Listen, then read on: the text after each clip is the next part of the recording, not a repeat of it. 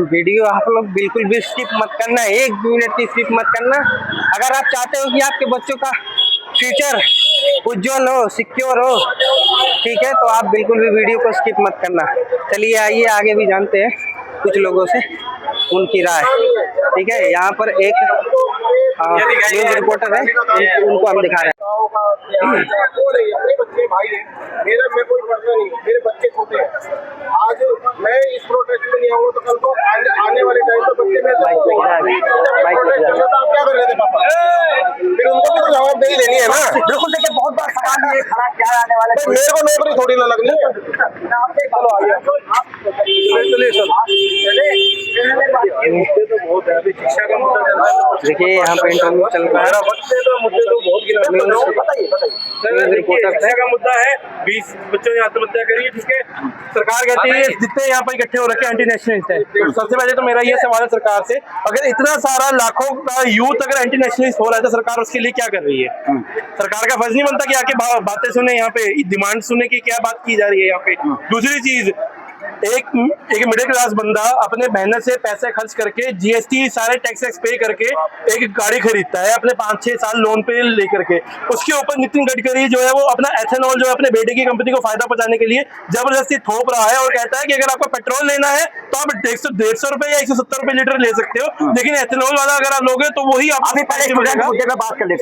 Student का मुद्दा तो यही है सर कि अगर जो 20 बच्चों ने आत्महत्या करी है उनके लिए एटलीस्ट जो सोनम वांगचुक जी है उनको वो किस तरह डिटेन करके लेकर के गए हैं, तो क्या वो सही था? एक बंदा अपना जो है अमर अनशन पे बैठा हुआ है जिसका वो डेमोक्रेटिक राइट है, उसको कवर करके दिल्ली पुलिस जबरन लेकर के जाती है, तो क्या वो एक जो है लोकतंत्र की जो है वो दुर्दशा नहीं है?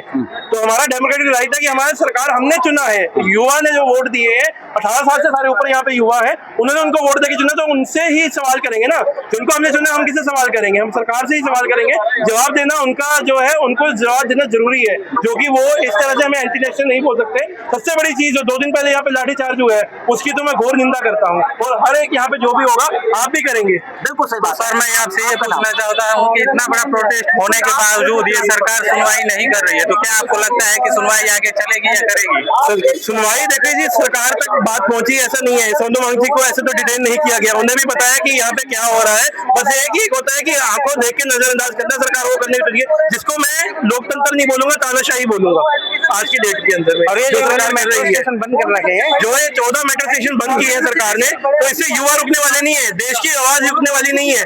सरकार को झुकना पड़ेगा। हमने वोट देके सरकार को जिताया, सरकार ने हमें नहीं चुना, हमने सरकार को चुना है। तो क्या लगता है सर इस प्रोटेस्ट के बाद मतलब इस बच्चों का क्या होगा?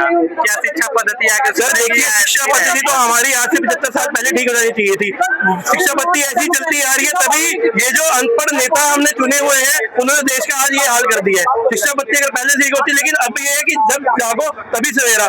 आज हमने आवाज उठाई है, धर्मेंद्र प्रधान का इस्तीफा एक नई क्रांति को जन्म देगा इस देश के अंदर। तो सर क्या लगता है कि धर्मेंद्र प्रधान इस्तीफा देंगे या मोदी इस्तीफा देंगे? सर वो देखिए, इस्तीफा ना धर्मेंद्र प्रधान देंगे ना मोदी देंगे, हमें लेना पड़ेगा।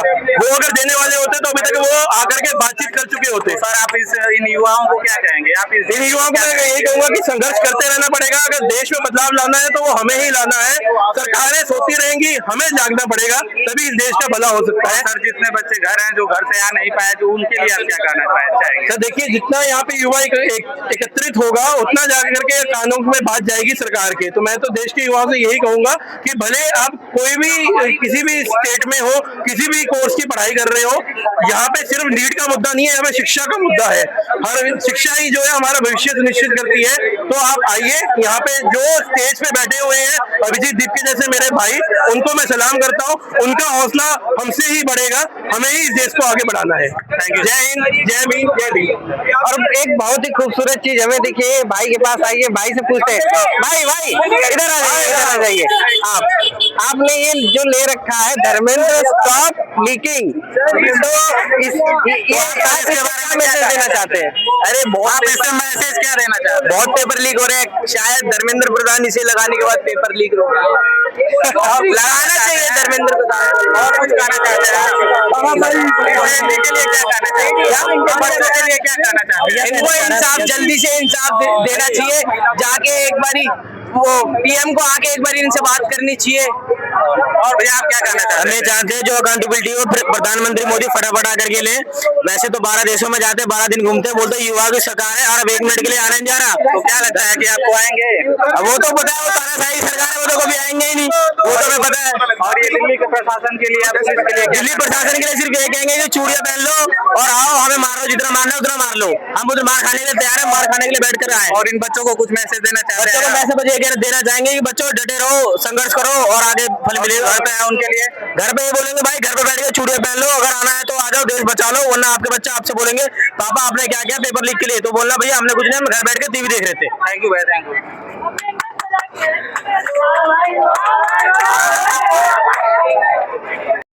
तो इस प्रोटेस्ट में हमें एक भैया दिखे हैं जो सबको पानी बांट रहे हैं। अब आइए इनसे जानते हैं पानी ऐसे ही बांट रहे हैं या इसके पैसे भी ले रहे हैं।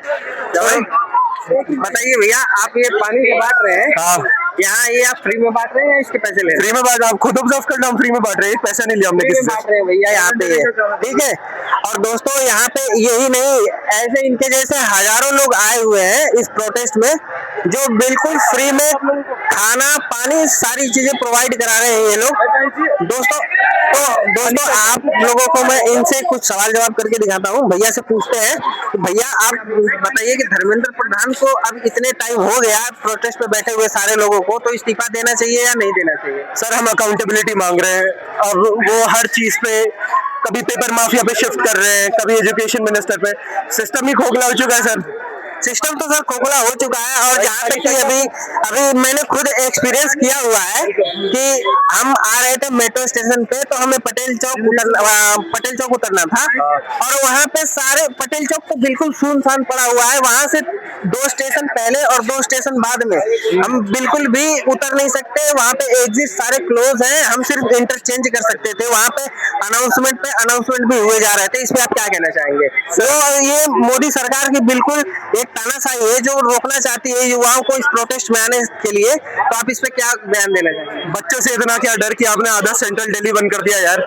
हक मांग रहे हैं हम, वही हम हक मांग रहे हैं और वहाँ जबकि उन्होंने बंद करा था, लेकिन दोस्तों हम भी वहाँ से कैसे भी निकल कर आए हैं यहाँ पर प्रोटेस्ट में, जबकि सारे स्टेशन वगैरह लॉक किए हुए थे, एग्जिट पॉइंट और एंट्री पॉइंट भी, ठीक है। तो हम भैया को ज्यादा परेशान नहीं करेंगे क्योंकि भैया एक सोशल वर्क कर रहे हैं।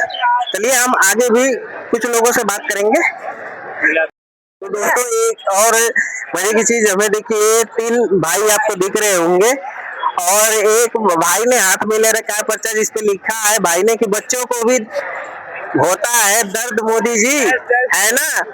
मर्द मतलब अलग ही यूनिक सेंस में लिख रखा है दोस्तों, आप लोग समझ जाएंगे। और एक भाई है, इन्होंने लिख रखा है कि प्रोटेस्ट में अरे है बच्चे छोटे मोदी जी, पकड़ लो डैश डैश डैश, पकड़ लो आप जनता के वोट। हाँ बिल्कुल डैश, बिल्कुल। तो भाई आप क्या कहना चाहेंगे? मैं तो बस यही कहना चाहता हूँ कि जल्दी से जल्दी मोदी हट जा बेटे लाडले, जिस दिन हम आ गए ना कैंडी फाड़ देंगे। तो भाई का अंदाज कुछ अलग था बताने का। चलिए अब तीसरे भाई से बात करते हैं हम। भाई ने लिख रखा है जब तक धर्मेंद्र प्रधान की गांड में हिटा रहेगा तब तक मोदी चौथ रहेगा, ठीक है। तो चलिए हम इन भाई से भी पूछ लेते हैं। चलिए भाई, ये मैंने लिटरली सही में जो लिखा है भाई सच लिखा हुआ है और भाई वो तो आपने बिल्कुल सही लिख रखा है। लेकिन चलिए अभी आप बताइए कि अभी इतने टाइम हो गए तो धर्मेंद्र प्रधान इस्तीफा क्यों नहीं दे रहा है? आखिर क्या वजह है इसके पीछे? वजह ये शिकार से कीड़ा नहीं निकल रहा। तो दोस्तों सीधा सीधा जवाब मिल चुका है हमें, ठीक है। तो चलिए हम आगे की तरफ बढ़ते हैं, हम आगे की चीजें भी आपको दिखाते हैं। बाकी बने रहिए वीडियो में आखिरी तक। खूबसूरत चीज हमें दिख चुकी है एक भाई की, और भाई ने लिख रखा है क्या, मोदी चाय बना चूतिया नहीं। और ये बिल्कुल सही बात है दोस्तों, ठीक है। चाय बनाने वालों को आपने देश चलाने को दे दिया, ठीक है।